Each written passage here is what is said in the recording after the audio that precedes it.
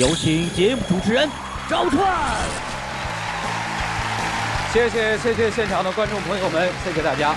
欢迎电视机前的观众朋友走进天津卫视的大型情感节目《爱情宝玉》。接下来看一看今天请到的几位老师是谁？他们是著名的节目主持人左岩老师，欢迎；算爱研习社的主理人陆琪老师，欢迎；节目主持人严品红老师，欢迎；涂磊老师，欢迎。了解一下这对嘉宾朋友的基本情况，各位请看。我越来越了解他以后，我觉得吧，他就是一个活在自己世界里的人。他总觉得自己跟个太阳一样，天天什么事都让我围着他转。我把感情看得特别重，他在我眼里是独一无二的，我也应该成为他的独一无二，这样做也没错呀。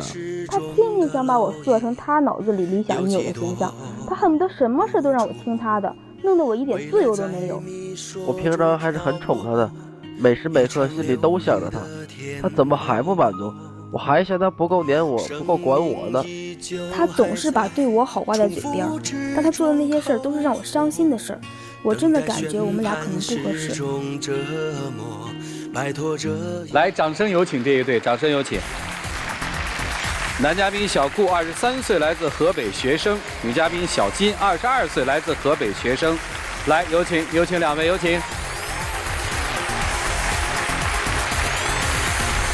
欢迎两位哈！我记得小片里人说谁是太阳，是你说的哈？他是太阳，不对，他是太阳，对，我一直把他当太阳，他是你的太阳是吧？根对，本不是这么回事儿。我觉得跟他相处起来，他就是特别理想主义化那种人，想让我围着他转一样。行，你们谈恋爱谈多久啊1年半多了。咋认识的呀？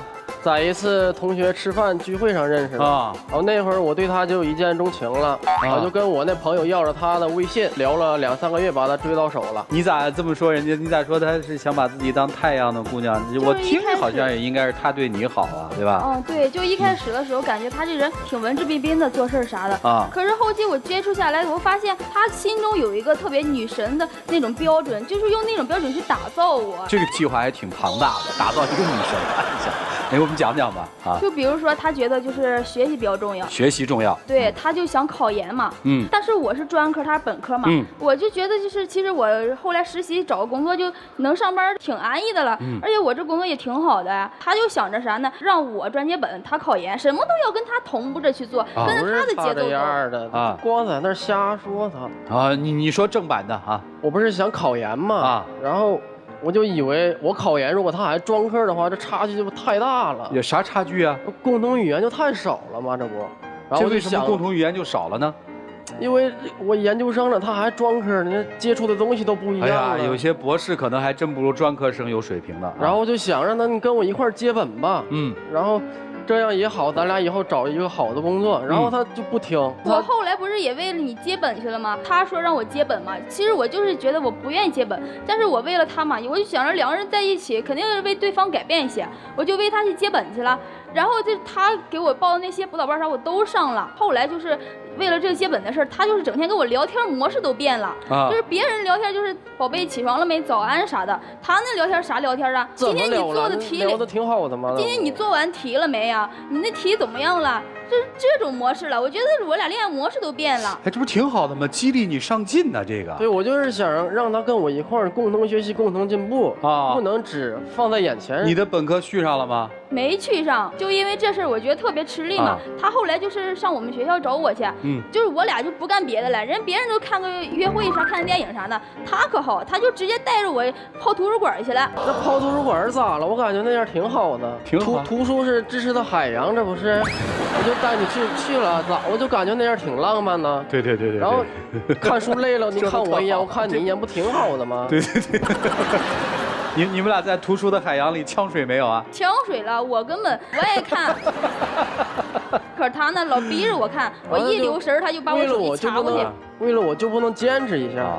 你研考上了？我是把他放在我特别独一无二的位置上，然后这不他不考了吗？啊，然后你呢我也就放弃了。俩一起淹死了，你说说看。就后期我你们不特别疲能游泳惫嘛。碰到困难你们就不再游了，还得接着游啊，孩子们，书还得读啊，要读书不一定但后。期就是我特别疲惫嘛，他老是逼着我干这那干那的，我就觉得把我生活节奏都打翻了，我就直接撂挑子了。我说你爱咋咋吧，我反正不学了。这个可以不考学，可以不去学学历，但是生活里的学习别落了啊。他要求学习上进，这是对的，我们不能给他泼凉水，是吧？就是这种想法，共同学习，共同进步。那你为啥不继续进步呢？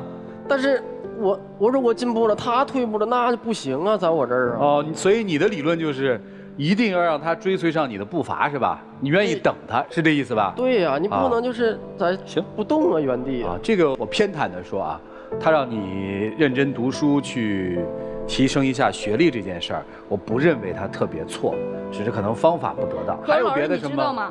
就是他不仅在学业这方面要求我去接本，他想让我接他那专业。你想一下，我对他那专业我零基础啊。你什么专业？我是学那轨道交通安检这方面的。太累了这活儿，就轨道交通安检。对，我是厉害呀！你看看。然后我就觉得干安检挺好呀，然后跟乘客打打交道什么的，见的人也多。他呢？他非要让我学他那专业。你什么专业？我是学网络与新媒体，因为我这活儿轻巧，他那活儿太累了。轻巧啥呀？天天在那个盯着电脑看，你那眼就疼了。你不是个女孩子吗？为你着想嘛都。后来呢？改了吗？后来我也为他做了一些努力，比如说他是整天给我发那什么推文啊，公众号运营让我去运，我说我天我运不了啊。你运了吧？我运了半天，他还说我，甚至对这事大吼大叫的。我就说他，你为我你就坚持，怎么的？那刚开始学的挺好的啊，然后后来他就不耐烦了，又嫌这个嫌那个的，就说你这个太无聊，我不干。反正我根本就对那个东西我也零基础，他还给我大吼大叫的。对，我其实也可以为他改变，但是他那个态度特别不好，特别粗鲁。哎，你为什么不去做安检啊？我不想去做安检，做那个太累了。而且你刚才不是说他是你心目当中的太阳吗？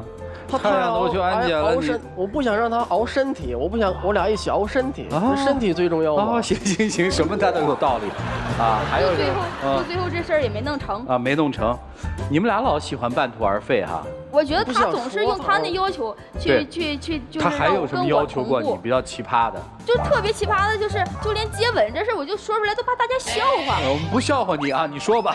感情程度到那儿了，应该接吻了吧？可是他呢？他是我有几次就暗示他，他还是不明白。你还暗示他？对，比如说那个情节到了，我说你该吻我来，我瞅半天瞄半天没反应，然后我就一下扑上去了。对你扑上去了哈？对，我扑上去了，他咋着？他把我推了，我这脸往哪儿搁呀？我女孩子家的。对，没吻成是吧？啊，没吻成。哦，那你是要干嘛呀？他是我初恋啊，我是初吻，我也不知道怎么个吻法，我这不能随随便便就吻呢啊。怎么着也得，比如说他生日啥的，办成隆重的仪式给他呀。你快得了吧！就你那仪式，我还不够丢脸面的呢。他干嘛了？就他给我们办那仪式。你看，就是他那会儿，我赶上我生日，他跟我说，哎，我给你办个那个派对啥的，咱叫些朋友一块过去。然后我说啊，行，榆木脑袋终于开窍了，吻我了啥的。我去了，叫一帮人。哎，看鲜花气球挺浪漫的。他到那儿就说，让我站那心里边去。我说，哎，咋了？是不是有啥惊喜啊？结果他就跟他朋友说，哎，我一会儿去吻他去，你拍下来记录一下我们美好的瞬间。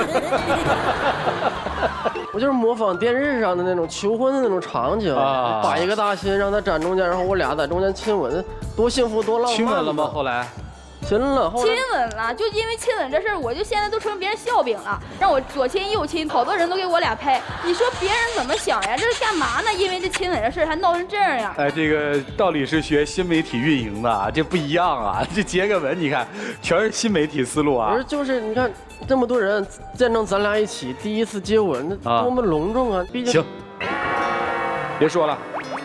他这个人，他还特别的那个啥，就是秀恩爱，你狂秀啊，这是恋爱狂魔的类型，我觉得。哦，他是怎么秀你们俩之间的？早上一个朋友圈发我俩合影，晚上一个朋友圈临睡觉了，晚安，这是我对象，啪发上去了。我俩就是不可能在一块经常有合影吧？啊，他怎么着了？他把我一个脑袋抠上去，脑袋抠上去，P 上图也得发。哎，你是在运营公众号吗？没他说的这么严重。啊，我这个目的就是为了留个纪念嘛，这情侣间的日常，对吧？对啊。然后等到结婚的时候，这大屏幕上一放，那多好啊！下面多少人看呢？然后我想到以后了，那老了的时候拿着那册子一翻，你看这是咱们第一次接吻，第一次牵手啥的，多好啊！啊，婷婷，我问问女生，就因为，姑娘，我觉得前面那事儿你要说荒唐的，确实有点荒唐。但是这个事儿不是现在好多女孩梦想的场景吗？就梦想着自己的男朋友早请示晚汇报是吧？然后在朋友圈里面早也秀晚也秀，你咋就不喜欢这个呢？对，我承认他这样做确实让我挺有安全感啊。可是就是他天天发，别人朋友看不惯他们，我都觉得烦了。各种 APP 软件都要发。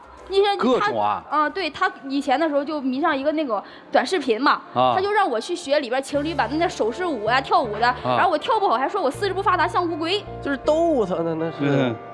你是特喜欢他是吧？对，我就是。这是初恋是吧？对，所以就特别珍惜他，我就不想让他就是，之所以珍惜他，所以我才让他多在我身边陪陪我呢。啊，他是你初恋吗？第二个。哦，他是第二个男朋友啊。对。对你应该是真好吧？我觉得一开始挺好的，现在也还行，就是他有点管控我，就让我围着他转。他没有管控你，我到现在为止也没听，就是让他读书嘛。除了让你读书，没有别的管控啊。人家也没非要让你去拍照，人家把你头像弄下来，人家自己天天在那儿披着发。哎呀，他就是这特别爱在我这儿刷存在感，给我整点大惊吓、小惊吓的。我们生活中啊，整的鸡飞狗跳的。整什么鸡飞狗跳的事？就有一次，我不是上着班呢嘛，他给我打电话，我没接。然后他就编造了一个谎言，就说把一个老奶奶撞了。立马我连请假都没请过去了。结果我一看他在那儿玩游戏呢，自个儿。我当场就想把他手机摔那种冲动。那是我就是为了想让他你陪陪我来吧，我就编到了这么一个就是谎编的。善意的谎言，这也是。自从实习以后，他每天没夜的忙，然后也不搭理我，发短信啥的也不回。那你现在在哪儿？地铁做安检还是？对，我们俩都在石家庄。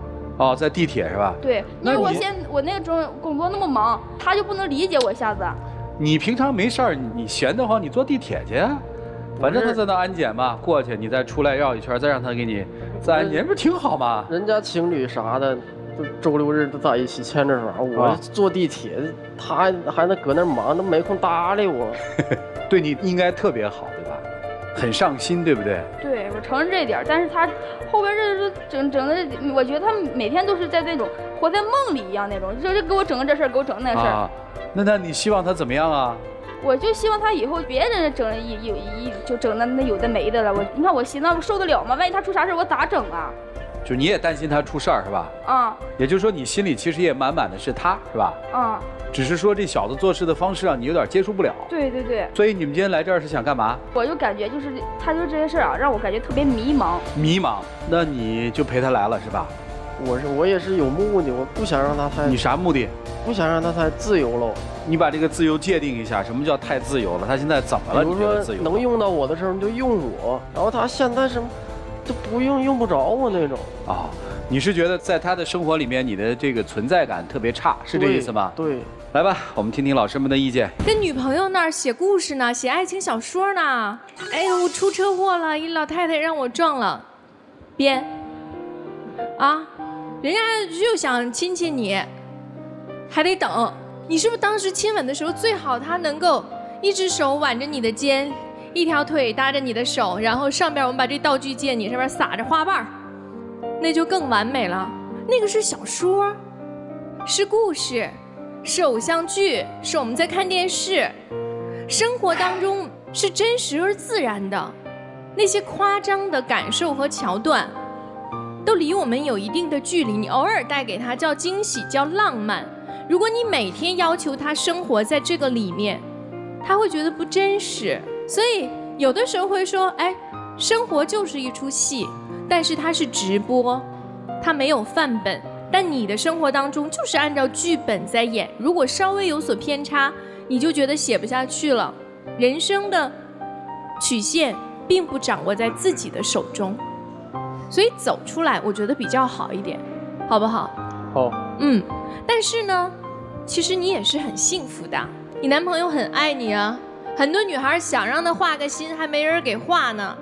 爱着彼此，享受当下，但是偶尔，你陪他做做梦，偶尔，你从梦中照进现实，陪他来一点真实的生活，好不好？然后彼此作为对方真正的太阳，照到哪里哪里亮。祝福你们，谢谢。好，谢谢左岩老师。来，一个男人浪漫一下挺好的，但是如果纯浪漫或纯理想，纯粹在梦里面，反而不能给姑娘更多的安全感。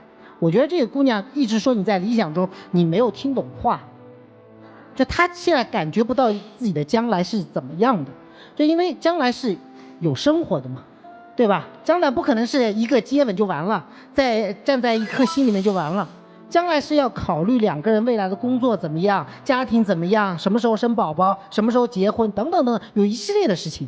极致的浪漫和极致的现实其实都是不对的，融合在一起之后可能才是最好的生活。为什么浪漫往往被生活打败，就在这个地方。现在让你考虑生活，是不希望你将来被那些东西给打败了。你现在多想一点那个东西，将来总会有浪漫的时候。回到生活里面，脚踏实地，不要老待在那个云端。谢谢大家。好，谢谢陆琪老师。来，严老师。其实你是知道新媒体工作是辛苦的，我们想做好任何一份工作都是辛苦的，但你不觉得苦，因为你喜欢这种我坐在电脑前运营一个东西的感受，所以辛苦你也是快乐的，所以你希望他像你一样去感受这种自我内心的感知。而女孩的思维模式和你完全不一样，她是对外的，她喜欢通过种种关系来让我快乐。她喜欢和男朋友的关系让我享受恋爱的快乐，她喜欢和朋友的关系让我享受友谊的快乐，她喜欢和乘客的关系让我享受工作的价值。她需要建立在不同的关系上来完整她这个人，她是对外的。这个没有对错，就是每个人思维模式、行为模式的不同，你们有非常大的不同。包括你们对待爱情这件事情上，女孩是务实的，她认为我们好了，我们就应该接吻，我不需要什么仪式。而你是务虚的，你需要在这么多人面前见证我们的爱情。虽然务虚在爱情当中也不是不好，那可能就是你所说的浪漫，但是你俩是如此的不同。还有一点我想说的，公开示爱，我个人是不是特别支持的？因为所谓的浪漫，所谓的爱情，真的是我们两个之间的互动。如果你请了更多的人，让社会舆论、社会监督来完成你们的仪式，那你内心得对爱情多么的不坚定，多么的脆弱啊！没有人见证就不爱了吗？仪式感固然重要，但为了仪式而仪式，那就是对爱情不够坚定。我并不太看好两位的组合。谢谢。好，谢谢严老师。来，涂老师。在最初，我们喜欢上某样事物，其实都是从形式感开始的，但其实形式感很不靠谱。主持过很多婚礼，使我至今质疑那些新人在现场说的话是不是真话。有些人结了马上就离了，有些人没有举办婚礼却相爱了一辈子。所以形式感在生命的最初的时候是重要的，因为那有一种神圣感。但是如果过于注重形式感，其实很有可能在形式感当中栽跟头。如果那天你站在蜡烛的中间，你刚要亲它的时候，一阵风刮来，把它全刮灭了，你咋办？灭了的话，然后怎么办？先黑着灯亲他一下，然后再点了。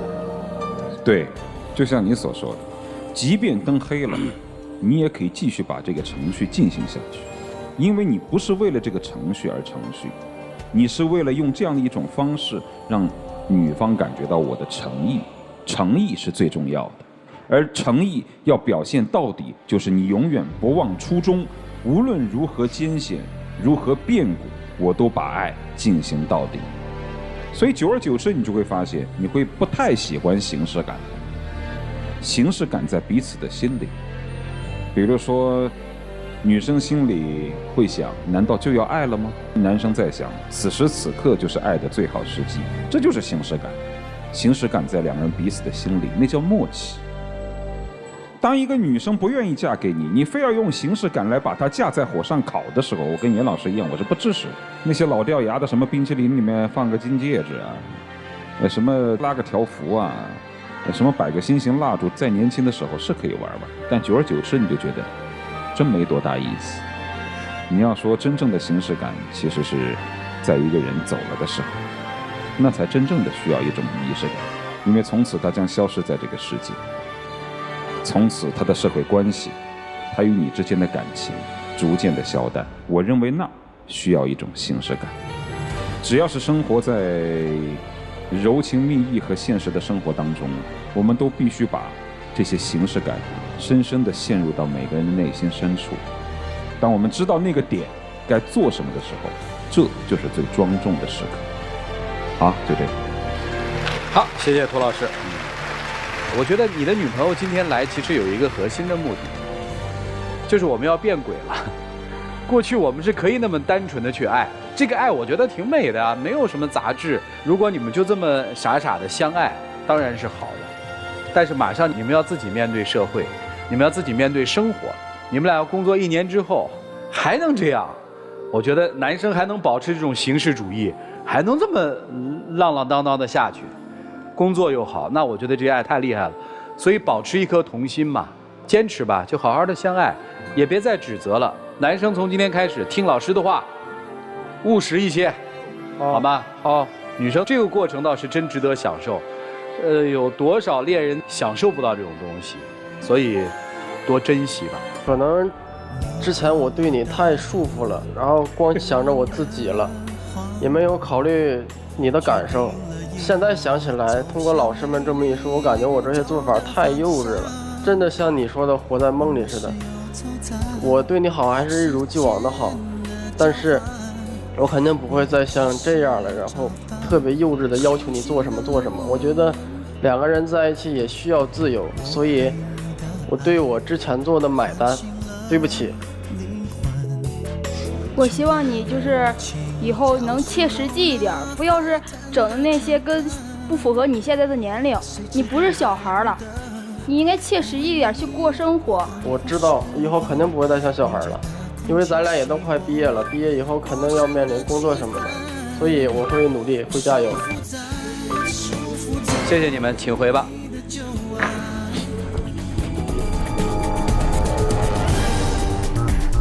来，请关门，请关门，请开。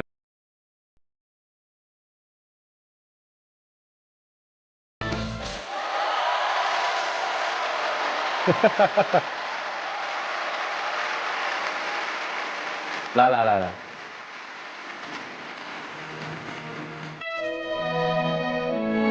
二，今天想跟你说，现在亲你还是以后亲你？现在亲吧。在爱里等着你，对你疼惜的折磨你，在梦里全是你，不要再迟疑。以后肯定会好好对你的。两颗心一辈子不分离，不想确定日期，拉长幸福距离，来填满回忆。来来来，请亮灯。谢谢。谢谢你们啊，把眼泪擦了，好好的生活，坚强一点。谢谢各位老师，谢谢各位，谢谢你们，请回。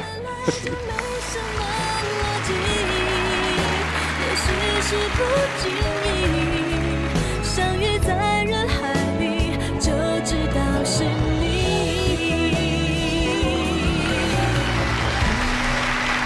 希望他们好好的相爱啊！希望这个现实的烟火不要把他们自认为的这种浪漫的爱情给打磨干净了。如果既能烟火着，又能浪漫着，其实那才是爱的一个最高的境界。祝你们幸福快乐。来了解下一对的基本情况，各位请看。一开始谈恋爱，他对我挺好的，可是现在我们打算要结婚了，他却对我的态度越来越差。对于结婚的事，我们有分歧也是在所难免，但他那么任性，我也不可能什么事都顺着他吧。我和他在一起，不求大富大贵，但是要结婚了，别的情侣有的我也想有，这他都做不到。他对我的爱真的没以前多了。我做的很多也都是为了我们的将来着想，但他却为了一些小事总是揪着不放。连分都不想进。最近发生的事让我看清了他对我的态度，我现在对这段感情越来越没信心了。掌声有请这一对，有请。男嘉宾小文30岁，来自江西电子商务；女嘉宾小林29岁，来自广东职员。来，有请两位，有请。欢迎两位哈，谈了几年恋爱呀？2年多。谈了2年多了。据说已经准备结婚了，对吧？是的，我为这事一直闹矛盾。今天咱们就把这些矛盾慢慢的说一说。就买房这个事来说，我们现在在深圳工作，然后我老家是广东惠州那边的。惠州，我就要求他在惠州那边买一套婚房。多大面积？我不要求他买那么大的面积，只要在他能力范围就可以了。哦，买了吗？因为现在本来是手头不充裕的嘛，但是因为这个事情一直吵，我也没办法就妥协了，交了个首付的嘛。他14年的时候在海南也买了一套房的作为投资了。在海南有房子。对。哦。我就叫他，你可以把海南那一套房子卖掉，把海南的房子卖了，在惠州买房。对对，之后他就左凑右凑的就买了。那房子卖了吗？房子没卖。买了还说什么呀？但是买了他就好像我欠了他一样似的。哦。后面还为了这个房贷这个问题啊，说这个压力太大了，然后要逼我辞职啊。让你辞职干嘛去啊？跟他一块干那电商，然后我对他那电商的我不太熟悉，我是做文职的，逼我辞职我不肯辞，他就要求我每个月交3000的生活费，我每个月就5000的工资，然后交给了3000，他就说我大手大脚的。行了，惠州的房子写的谁的名儿？2个人的名字啊。惠州的房子一个月房贷多少钱？3000多点。哦，就等于房子的房贷是女生在还吗？是。首付是你付的吗？这小子算账算得挺精的啊，你说说看。行了，房子的事情听清楚了，还有别的事儿吗？彩礼怎么样啊？现在不是说谈到结婚这个事吗？啊，结婚。但是他一直都没有主动向我们家那边提亲。为什么不去人家家提亲？先把这房子的事搞定先，去他家也有面子嘛。啊，挣了钱把房子的贷款都还上，再去提亲。大概还欠多少钱啊？按揭的话30-40万嘛。你打算用几年挣了这个钱还了再去提亲啊？也就4-5年的时间都可以搞得定。就4-5年以后再娶她，是这意思吗？也是一直没有计划这个事，他催一下我就会动一下。听见没有？他没有计划娶你，是你催着他才动一下的。不是我催着他的，是我们之前已经谈好，计划是在明年了。然后他说我会花钱，叫我的钱给他管，他每次花的钱比我还要多。这不是焦点问题了，姑娘挺傻的，你想嫁给他吗？他这些态度，我就不想跟他结了啊！为什么买了个房突然就变了卦了呢？说明年要结婚的事儿，这些事儿都不提了呢？因为是一直压力大，然后做电商，我是叫他辞职跟我一起干，不要分开的嘛。他又不辞职，我就找他一些事，因为平常的那些开支的嘛，都是我这边承担的，深圳那边消费也高的嘛。你没回答我的问题，为什么买了房子反而不结婚了呢？你买房子是不是为了结婚呢？是的，而且商量的是明年结婚，对不对？是的。怎么买了房子到这个婚事儿不提了呢？这是为什么呢？本来我们私底下说好那10万块的，什么10万块的礼金呢？哦，买套房子还要交10万块的礼金。每个女人结婚都是必须要的啦。哎呀，你们是假女人吧？你们没有礼金吧？然后他在这10万块钱打我的小算盘，说这10万块钱你们父母那边肯定会给我们2个过小日子，想把这10万块钱拿去做资金周转嘛。听懂了吧？周转就是因为有了房子，还没闹到最矛盾的。还希望去提亲，提亲有10万块钱的彩礼钱，是这意思吧？男生想说钱可以提过去，你再把这个钱拿回来，咱们做资金周转，是不是这意思？是啊，你不同意啊？我肯定不同意啦，这个礼金给跟没给都没区别啊。他不就想周转了之后，周转了之后还还给他们家吗？还，我回头可以慢慢还上的吗？但是我不相信他说的话。你们知道我们这节目叫什么吗？爱情保卫啊，保卫的是爱情哈。对。但是我怎么今天很恍惚啊？我没听到爱的滋味啊！你们俩来干嘛来了？我们之前相处是挺好的，就因为结婚要准备这准备那，就引发一些矛盾，然后平常家里面一些小事情都能吵起来啊。等于现在房子是买了是吧？结果发现感情没了，是不是这意思？他之前不是这样对我的，追我的时候咋样就都可以依我的，但是现在他的态度变了。说白了，等于手里还是没什么钱，对吧？对。压力大不大？大。他压力大，女生还在按自己憧憬的梦想来构筑未来的生活。你说实话，你还有10万块钱下彩礼吗？没有，我现在就是下彩礼的话，我如果不向家里要，你只能借。将来如果我又要去还这个钱，又要还这个钱，到时候更加压力大嘛。你了解他这个心理吗？我了解他，但是他没顾我的感受。对，你说一下你的感受嘛。就每个女人要房要车啊，该有的都有，但是到我这边他都说压力大怎么的，要他一直为这个事，好像我欠了他一样。听明白了。老是拿着这事。女生觉得心里不平衡是吧？虽然你给我买了房了，但是你对我不好，我也不是。他对我的态度不好，就没以前好了。啊，所以你也不想结了是吧？所以这个婚我也不想结了。那如果他按原承诺，买了房，下了10万块钱的定金，你明年还愿意嫁给他吗？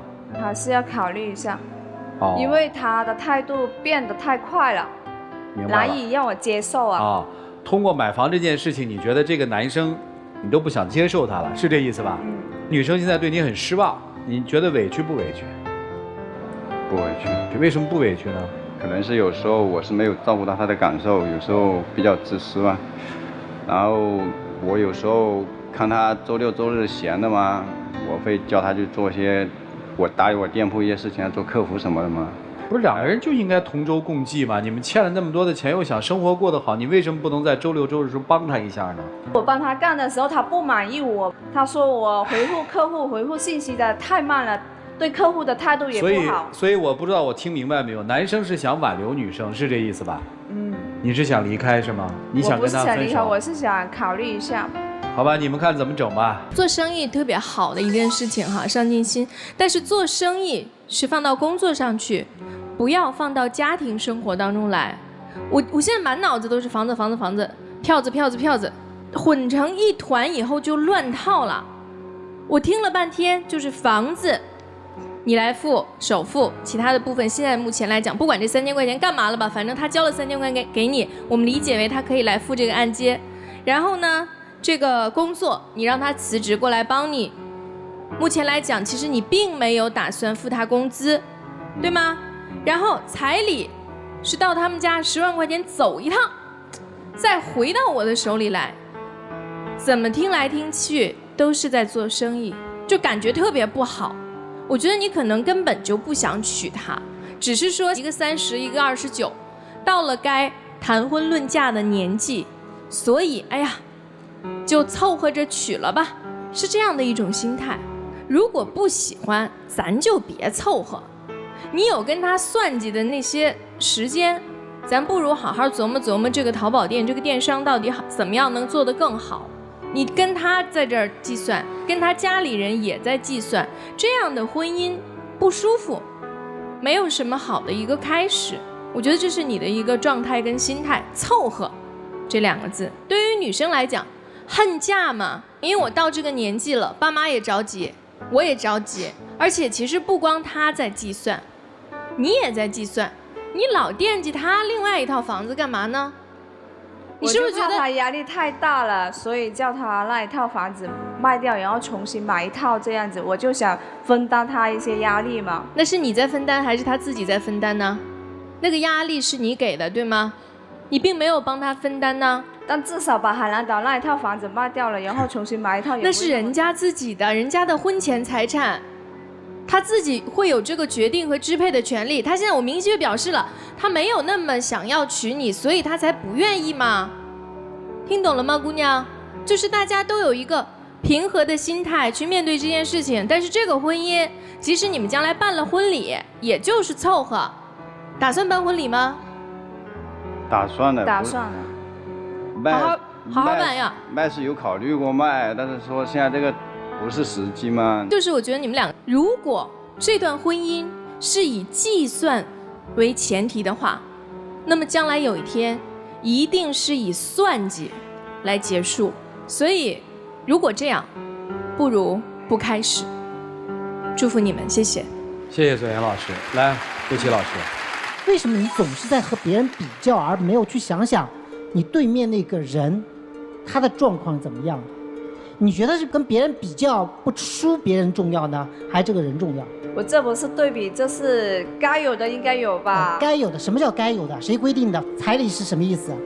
一个姑娘的身价吗？一个男人在婚前买房，而且愿意写2个人名字，是一件很不错的事情。那你说彩礼，而且他也给出了方案，这个钱我可以去借来，你不是要面子吗？你们家过完之后，我再把这个钱还掉，我觉得也是个方案。但是你所有说的话都是我计划怎么样，别人是怎么样，应该是怎么样，从来没有一个字提到你对面这个人他现在的状况是怎么样。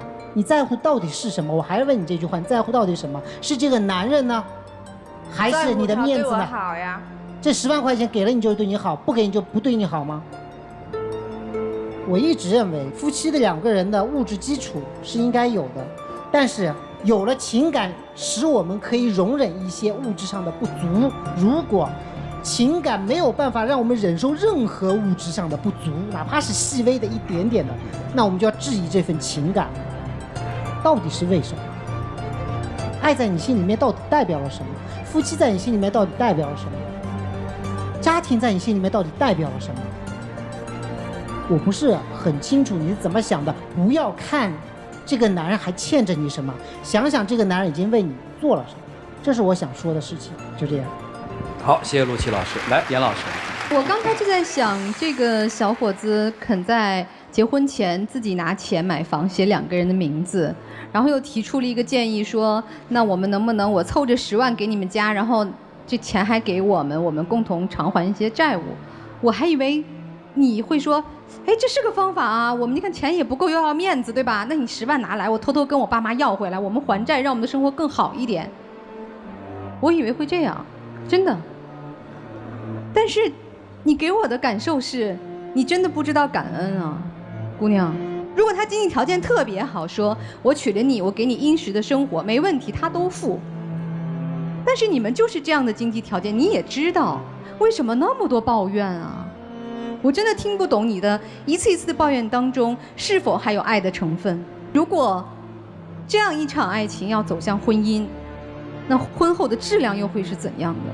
我觉得其实良好的情感互动就是感恩，你付出一点我感恩，所以我付出第2步，我付出了第2步，他感恩，所以走出了第3步，最后我们一步一步走向一个美好的婚姻。当然小伙子你也不是没有责任，我觉得你还是缺少了一些男人的气魄。如果你是一个能够很理性也很有规划的去过日子的人，你应该一面告诉他生活应该怎样，一面坚持自己的主张。你是一面说啊，你把钱拿给我，这个要去还房贷，一面你自己又说，哎呀，我做的不好，这个你要原谅。你也一步步促成了他这样。所以我觉得小伙子应该多一些男人的气魄。你认定的生活是怎样的？你认为合理的规划，海南的房子不能卖，你就坚持自己的主张。如果错了，你承担后果就好了。这是将来要成为一个家的男主人应该有的担当。而女士，如果你要没有心存感恩，那这段感情也没有必要继续，因为婚姻的基础真的是爱和感恩，不是算计。谢谢。好，谢谢严老师。来，涂老师。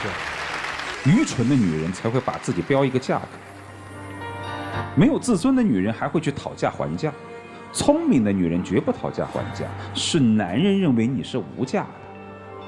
幸福不是得到的更多，是计较的更少。你要是计较起来没完没了，你成天都郁郁寡欢。他今天把海南的房子卖了，还了你们的房贷，给了你们彩礼，请问房子要装修吧？要买家电吧？你还想把他榨干到什么程度？榨完了他就榨他父母呗。是啊，房子都买下来了，我们怎么不可能不装修啊？啊，不可能不买点好点的家具啊！你就一步步往下榨呗。你做人是不能这样的，你已经挺幸福了，这男生白手起家，你就是那房就不该买，知道吗？就该租房子住。你说呢？后悔了不是？没有，没后悔啊？不是因为这个感情这个事情，是我态度可能是有点转变了，因为有可能压力会我经常发。你无非就是做错了一点，房子都买了，嘴巴上一天到晚碎碎念。你看我太不值了，你看我买这个房我太后悔了，赶紧过来到我店里打长工。事儿又干了，好人又做了，得不到好报。不是，我不能。行了，不说那么多了。总而言之，多顾及点自己的脸面。如果婚姻出现任何障碍，是两个人想尽办法就把这障碍排除，而不是在这儿总是想着我少付出一点，你多付出一点，折腾彼此有意思吗？还不是让对方难受。所以计较的更少，就这样。好，谢谢涂老师。生活还是要有所相信，相信爱情。我有时候觉得我们现在精神的东西相信的太少了，对实物的摆在眼前的东西相信的太多了，结果你发现问题才出现了。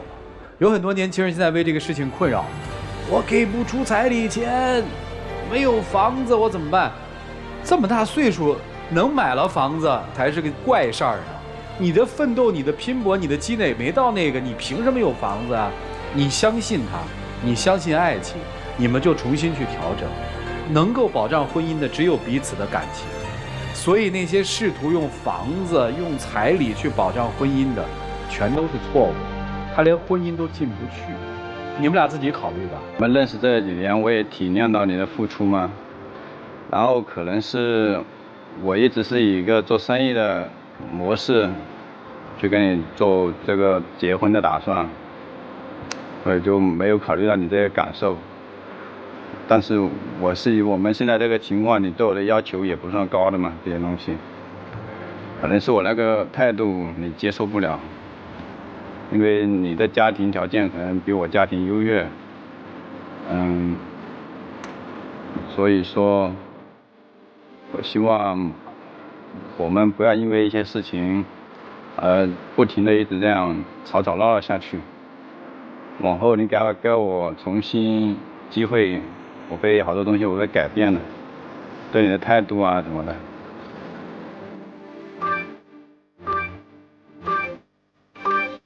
我对你的态度有点失望，之前你都不会是这样子的。哎，行了，谢谢两位，请回吧。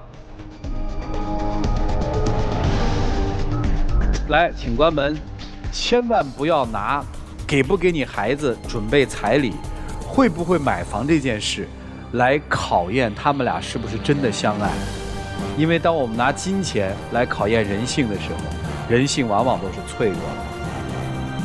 好了，接下来就看这一对自己的选择吧。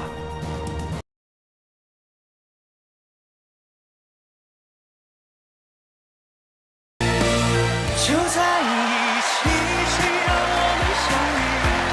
以后的日子，我们一起。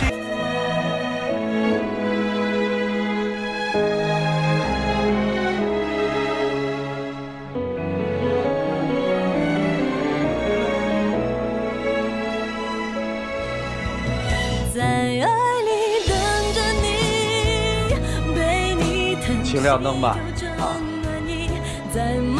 来，送给你们，谢谢两位，祝幸福，请回。